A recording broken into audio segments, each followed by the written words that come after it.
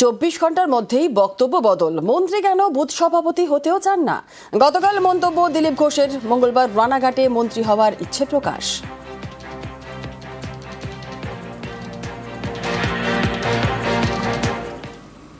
অনেকে বুঝতে পারেনি দিলীপ ঘোষ কি চায়, এখন দিলীপ ঘোষকে বুঝতে সময় লাগবে। আমি বলেছি আমরা পরিবর্তন করছি, আমরা এখানে সরকার গঠন করব, মন্ত্রী মুখ্যমন্ত্রীও হবে এবং মানুষের জীবনের পরিবর্তন করব। দিলীপ ঘোষ মন্ত্রী হতে কেন, বুথ সভাপতি হতেও আসেনি, পরিবর্তন করতে এসছে। পরিবর্তন তো এমনিতেই হবে, কিন্তু আমরা একটু তাড়াতাড়ি চাইছি। আপনারা অনেকে বলতে পারেন, হ্যাঁ আপনাদের বোধহয় আর বাইরে থাকতে ভালো লাগছে না, মন্ত্রী হতে চাইছেন। নিশ্চয়ই মন্ত্রী হব, মন্ত্রী তো হতেই হবে, নাহলে আপনাদেরকে সুবিধা দেবো কি করে? গরিব মানুষের জীবনের পরিবর্তন কি করে করবো? অমর্ত্য সেনকে হিয়ারিং নোটিস, নোবেল জয়ীর বাড়িতে কমিশনের টিম। এসআইআর খসড়ায় মায়ের সঙ্গে বয়সের ফারাক কম। এসআই হিয়ারিং এ ডাক নোবেল জয়ীকে।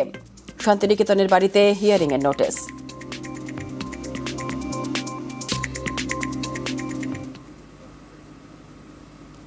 নোটিশে ওনারা যেটা একটা ভুল আমাদের দিয়েছেন, সেটা বলছে যে অমর্ত্য সেনের মায়ের সঙ্গে ওর বয়সের ডিফারেন্স 15 বছরের কম। অমর্ত্য সেনের যখন জন্ম হয় তখন অমর্ত্য সেনের মায়ের বয়সের সঙ্গে ডিফারেন্স ছিল 19 বছর 6 মাস। কত বড় অমানবিক ব্যাপার যে তার বয়সটাকে তাদের লিখতে ভুল, হ্যাঁ, সেটাকে একটা অমর্ত্য সেনের মতো লোক, সারা বিশ্ববন্দিত মানুষ, তাকে একটা নোটিশ পাঠিয়ে দিল। এটা আমরা জানাবো যথাযথ। তথ্য চাওয়াটা হচ্ছে যে ওনারা ওই তার মায়ের বয়সটাকে রেকটিফাই করতে হবে। নির্বাচন কমিশনের দাবি, অমর্ত্য সেনের নাম 2002 এর তালিকায় নেই। শান্তভানু সেন অমর্ত্য হয়ে ফর্ম ফিল আপ করেছেন। মা অমিতা সেনের সঙ্গে বয়সের পার্থক্য 15 বছর হওয়ায় নোটিশ ইস্যু। অমর্ত্য সেনকে এসআইআর নোটিশে কমিশনকে তোপ অভিষেকের। অমর্ত্য সেনকে হিয়ারিং নোটিশ পাঠানো হচ্ছে, মানে দেশের সব থেকে বড় অর্থনীতিবিদ, দেশের জন্য যে নোবেল প্রাইজ নিয়ে এসছে, এরা হচ্ছে ঘুষপেটিয়া।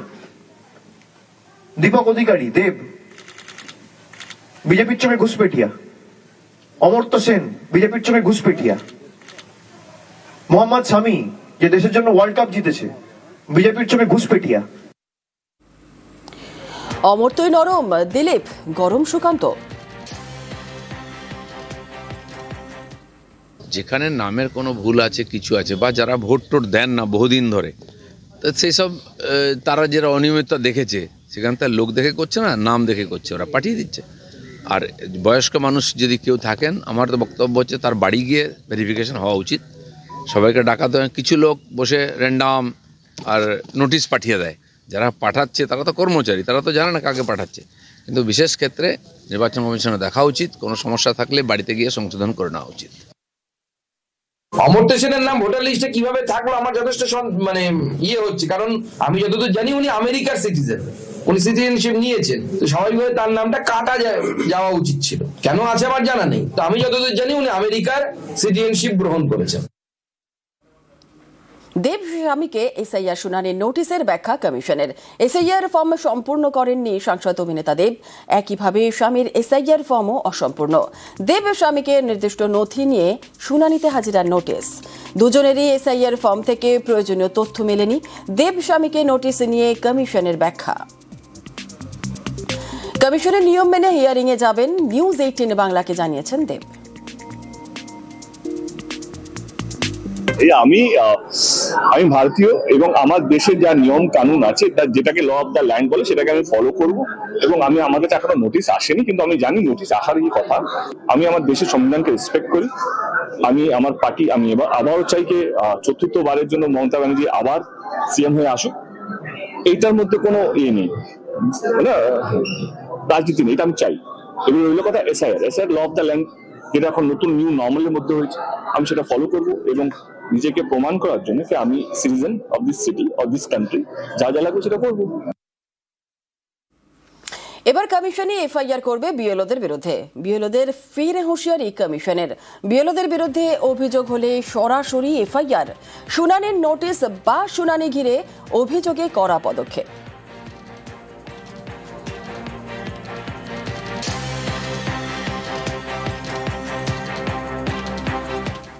এসআইয়ের হয়রানি নিয়ে ফের কমিশনে তৃণমূল সিইওকে স্মারকলিপি। এসআইআর হিয়ারিং এর নামে আতঙ্ক ছড়ানোর অভিযোগ। ইতিমধ্যেই এসআইআর কে কেন্দ্র করে বাংলায় মৃত্যুর মিছিল চলছে। আমরা বললাম যে আপনাদের আমরা বারংবার অনুরোধ করেছিলাম যারা হ্যান্ডিক্যাপ, যারা অসুস্থ, যারা বয়স্ক, যারা হিয়ারিং এ আসতে পারবে না তাদের বাড়িতে গিয়ে আপনারা হিয়ারিং করুন। লজিক্যাল ডিসক্রিপেন্সি অ্যাকচুয়ালি এর কোনো তথ্য তালিকা কারোর কাছে নেই। একটা বিধানসভায় প্রায় 40 থেকে 50 হাজার লোককে হিয়ারিং এ ডাকতে হবে। আপনি বলুন তো 1 ফেব্রুয়ারির মধ্যে শেষ করা সম্ভব? পুলিশকে হুঁশিয়ারি সুকান্তর। বাঁকুড়ার তালডাংরায় সভা থেকে হুঁশিয়ারি। তালডাংরায় আক্রান্ত বিজেপি কর্মী, তৃণমূলের বিরুদ্ধে মারধরের অভিযোগ। এইখানে দেখছেন তো নীলরাম, আপনাকে আমি স্পষ্ট বলে যাচ্ছি, আমার জেলা সভাপতি যাবে, এফআইআর নেবেন, এই অপরাধীদের বিরুদ্ধে উপযুক্ত ব্যবস্থা নেবেন। যদি না নেন আপনার থানার এরকম অবস্থা করবো আমি এসে। আপনার থানা কিন্তু আর ভালো থাকবে না, এই গ্যারান্টি দিয়ে গেলাম। পরিষ্কার বলে যাচ্ছি, আমার ছেলের গায়ে যদি হাত পড়ে পাল্টা হিসাব হবে। কোন ভারতীয় জনতা পার্টির কর্মীদের গায়ে হাত দিলে তৃণমূল কংগ্রেসের সেই তাদের পাল্টা ব্যবস্থা হবে। আইসি সাহেব আপনাকে আরেকবার বলছি, এসপি কে এখানে তাকেও বলে দিচ্ছি, এসে লাগাতার এমন ধর্ণা করবো এবং আপনার থানার এমন অবস্থা করবো, এই থানা বলে আর কেউ চিনতে পারবে না, কুরুক্ষেত্রে যুদ্ধক্ষেত্র মনে হবে। রাইসিকে হুঁশিয়ারি সুকান্তর। আর মারধরের অভিযোগ অস্বীকার তৃণমূলের।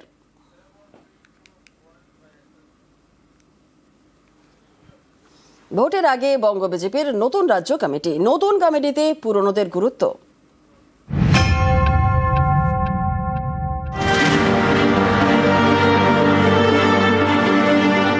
পুরনো চাল ভাতে বাড়ে, পুরনো নেতায় কি ভোট বাড়ে? ভোটের আগে বিজেপির নতুন রাজ্য কমিটি ঘোষণা। নতুন কমিটিতে পুরনোদের গুরুত্ব। বিজেপি রাজ্য কমিটিতে মোট 35 জন, এর মধ্যে অনেকেই পুরনো। বেশ কয়েক বছর ধরে সেভাবে দেখাই যায়নি, তাদের এবার দায়িত্ব দেওয়া হয়েছে।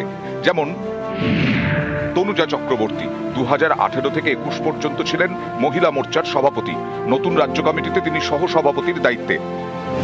রাজু বন্দ্যোপাধ্যায় এবার সহ সভাপতির দায়িত্বে। প্রবাল রাহা, দেবশ্রী চৌধুরী, বাপি গোস্বামী ছিলেন রাজ্য কমিটির সদস্য, এবার তাঁরা সহ সভাপতি এবং সাধারণ সম্পাদকের দায়িত্বে। মহিলা মোর্চার সদস্য ছিলেন শশী অগ্নিহোত্রী, তাকে করা হলো সাধারণ সম্পাদক। সাধারণ সম্পাদক পদে বহাল লকেট চট্টোপাধ্যায়, জ্যোতির্ময় সিং মাহাতো। শুধু রাজ্য কমিটি নয়, দলীয় মুখপাত্র পদেও পুরনো মুখ। রাজ্য বিজেপির প্রধান মুখপাত্র করা হয়েছে দেবজিৎ সরকারকে। রাজ্য সভাপতি হওয়ার আগে এই পদে ছিলেন শ্রমিক ভট্টাচার্য। গত জুলাই মাসে রাজ্য বিজেপির সভাপতি হন শ্রমিক ভট্টাচার্য। প্রায় 40 বছর ধরে যিনি বিজেপির সদস্য, রাজ্য সভাপতি হয়ে আদি নব্যদের একসঙ্গে নিয়ে চলার উপর জোর দেন শ্রমিক। যারা পুরনো তারা মনে রাখবেন, নতুন মানুষ পার্টিতে না এলে পার্টি বাড়বে না। কোনো নতুন নেই, কোনো পুরনো নেই, যার হাতে বিজেপির পতাকা সেই বিজেপি। কয়েকদিন আগে রাজ্যে আসেন অমিত শাহ, তিনি ফিরিয়ে এনেছেন দিলীপ ঘোষকে। যা থেকে বার্তা স্পষ্ট, এবার পুরনোদেরও যথেষ্ট গুরুত্ব দেওয়া হচ্ছে। এবার বিজেপি রাজ্য কমিটিতেও পুরনোদের গুরুত্ব। সুস্মিতা মণ্ডল, নিউজ 18 বাংলা।